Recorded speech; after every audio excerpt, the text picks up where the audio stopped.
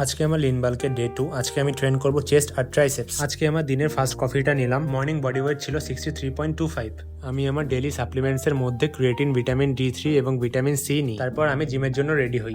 জিমের জন্য বের হলাম। আজকে অন্যান্য দিনের তুলনায় একটু বেশি গরম ছিল। এটা হলো আমাদের ওয়ার্কআউট প্লেস, আয়রন প্যারাডাইস।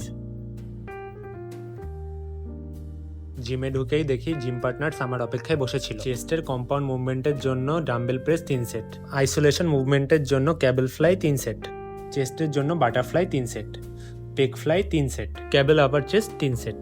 এটা হলো আজকের চেস্টের পাম্প। মাসেল সোরনেসের কারণে আজকে হেভি ওয়ার্কআউট অ্যাভয়েড করছি। ট্রাইসেপসের জন্য rope push down 3 set, overhead extension 3 set. আজকে ট্রাইসেপসের ওয়ার্কআউট অনেক ভালো গিয়েছে। আজকে আমাদের ওয়ার্কআউট এই পর্যন্তই। ওয়ার্কআউট শেষে আবিবের বাসায় যাই, তারপর ফেভারিট মিউজিক এবং ড্রিঙ্কস এনজয় করি। আজকের জন্য এই পর্যন্তই। সবাই ভালো থাকবেন। আল্লাহ হাফেজ।